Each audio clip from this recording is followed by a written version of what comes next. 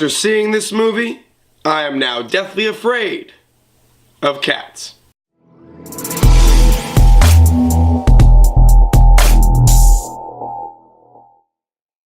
What's going on, everybody? Welcome back to the channel. Thank you so much for stopping by. If you're new here, my name is Stevey Luke and I do reaction videos. And today I am reviewing the wonderful new addition to the Marvel Cinematic Universe that's known as Captain Marvel. So before I get into the review, I want everyone to jump down to the comment section below. Let me know what your favorite moment from Captain Marvel was.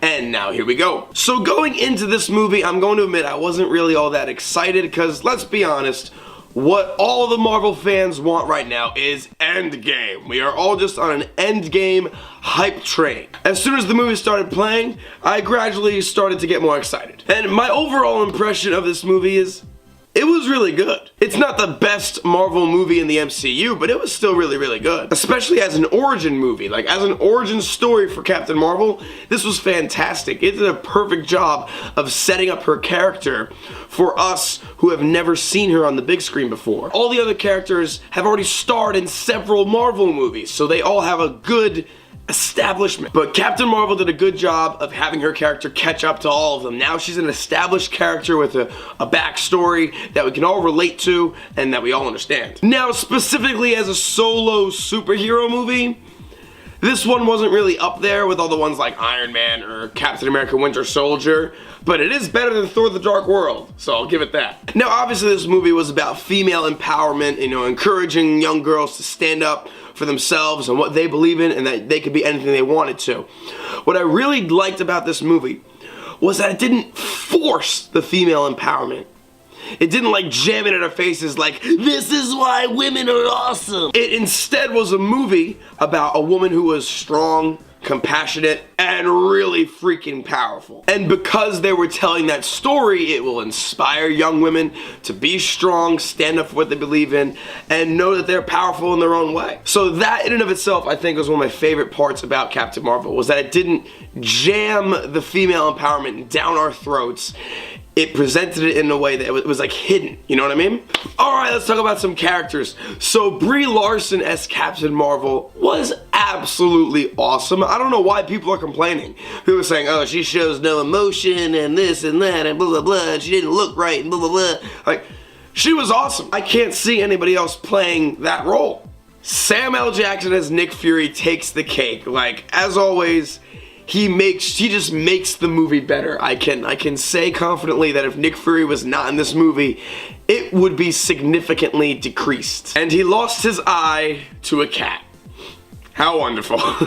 Lost his eye to Goose the cat. It was really good to see Coulson back. I just wish that he could have done more and had more screen time. Like, he was literally the definition of a side character in this movie, so wish we could have seen more of Coulson. Jude Law as Jan Rog was amazing. Perfect, like, mentor type character. All around, the characters in this story were really well thought out, and the actors did an amazing job playing them, so whoever did casting for this movie, good on you. Now I want to get into some of the plot twists about the movie, some of which I liked, some of which I did not. And the one that I did not was that Skrulls are actually the good guys? What? That's not right.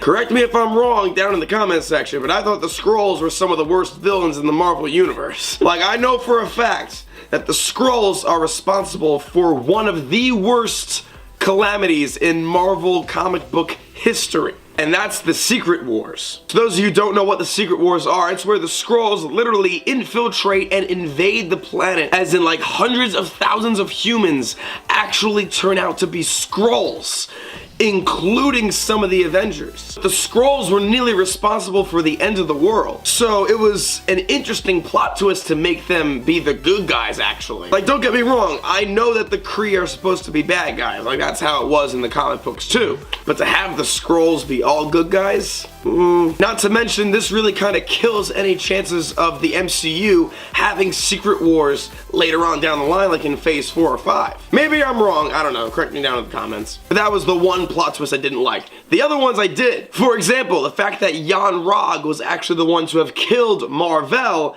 and kidnapped Carol. Good on that one, that caught me by surprise. The next one, that Goose the cat was actually an octopus alien creature with tentacles for a mouth that would come shooting out and eating everything. That was awesome. Made for some of the funniest parts in the whole movie, especially when Fury picked him up, was like, I'm trusting you not to eat me. But the one plot twist that really threw me for the loop was the Tesseract, huh? Nice. I did not see that coming. So overall, the plot twists really made the movie all that much better, except for the one where the Skrulls were actually the good guys. Didn't like that one at all. Let's move on to those after credit scenes, the ones that the Marvel Cinematic Universe are famous for. And the first one was absolutely amazing. I thought it was going to be something with Thanos, if I'm going to be honest. Turns out it wasn't. We had the Avengers in the Avengers HQ, you know, looking at the screens, seeing all the people that are going missing because of the snap. Cap still has his beard. Why is the phone ringing? Sorry about that. So the after credit scenes, one with the Avengers. They're looking at Fury's pager. They're like, what the heck is going on here? What is this thing doing? And then they turn around and there's Captain Marvel standing right behind them, and she goes, where's Fury? So now we know that Captain Marvel and the Avengers have met. They are exchanging stories, and they are going to be teaming up in Endgame, and I can't wait to see that. The second after credit scene was not really necessary. However, it made me laugh hysterically. Even though I knew it was going to happen, it still made me laugh. And just Goose is just one of the best characters in this movie. I really hope they bring back Goose. So just to wrap it up, this movie was a solid origin movie for Captain Marvel. Definitely did a good job of establishing her character and having her catch up with the rest of the characters in the MCU. And I'm sure the one question that everybody that hasn't seen Captain Marvel yet is asking is, do we need to go see this before we go see Endgame? And the answer is no. You do not have to see this movie before Endgame. It doesn't tie in to Endgame in any way, shape, or form.